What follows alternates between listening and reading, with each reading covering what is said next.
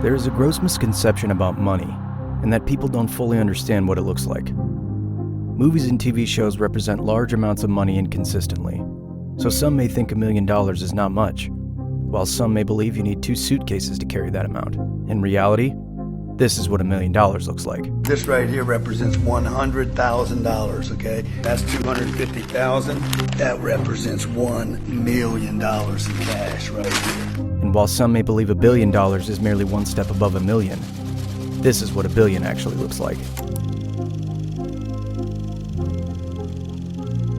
Jeff Bezos, the richest man on the planet and founder of Amazon, which currently employs 1.4 million people worldwide, has a net worth of $201.7 billion. Yet workers in Amazon's warehouses are paid just $18 an hour and are afforded little human rights. An article in the New York Times revealed that Amazon has an incredible rate of employee turnover. Errors on their part cause workers to lose their jobs, and their aggressive monitoring system makes employees fear taking breaks.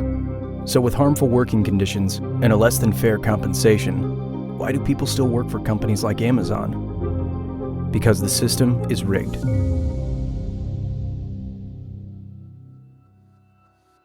You buy a loaf of bread for $1.75.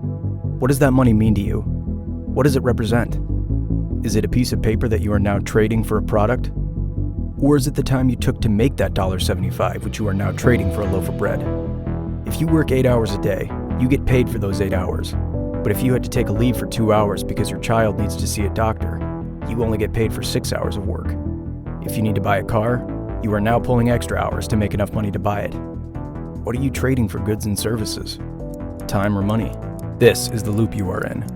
The average hardworking American is in a financial trap that makes him work 40 to 45 years before retiring, so there would be a considerable amount of resentment on his part when he sees millionaire YouTube influencers and billionaire software developers living life on what he considers easy mode.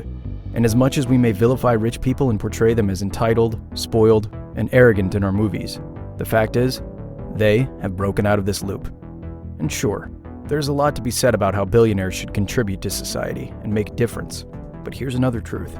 You are upset that you haven't figured out a way to break out of this loop yourself. There is no war that you win when you assign money any value other than monetary. Money is not discriminatory, and it is not the root of all evil. A CNBC article from 2019 shows that nearly 68% of the world's wealthiest are self-made. This includes Oprah Winfrey, a black woman born in poverty who climbed the ranks to become one of the highest paid stars in the world. Starbucks founder Howard Schultz grew up in a housing complex for the poor. Forever 21 founder Do Won Chang worked as a janitor and a barista when he moved to America from Korea. And it's safe to assume they all went through an education system that did them no favors when it came to educating them on financial management. So what do all these people know that you don't? First, that there is a big difference between earning money and making money. And while these people make money, you work long hours and sacrifice your health, sleep, and time just earning it. Our schools have ingrained in us that in order to survive, we need money, and to have money, we must work. So, the sole purpose of your education becomes getting a job. In every conceivable way, poverty is taught and passed on in schools. The education system does not teach you about money, how to make it, or how to be a boss, not a worker. The school system will never teach you about money. The school system was designed to teach you to be an employee, which is important, or a doctor or a lawyer, a specialist, but never about money. Teach your kids that success is not tied to education. Get an education, because being dumb is not a good idea. But no matter how many degrees you have, nobody promised you a rose garden, darling. Schools do not teach you the value of taking a risk, taking a chance on yourself, or how to create a business out of doing what you're passionate about. The lack of autonomy and grossly outdated curriculum only further entrenches the most ambitious into the same poverty loop. Any profession that doesn't promise a stable paycheck is frowned upon, and you live your life running after money instead of making it work for you. A lot of people are addicted to that paycheck. They're so afraid to venture out on their own and not have the security of that paycheck. The rich know you are trading your time for money, and when you do that, there is only so much money you can make in a day. If you were paid hourly, even if you worked 24 hours a day for $18 an hour, you could never make more than $432 a day. Realistically speaking, if you worked 40 hours a week at $18 an hour, it would take you 26 years to make $1 million. That's without deducting tax or living expenses and not accounting for inflation, which would make your dollar less valuable.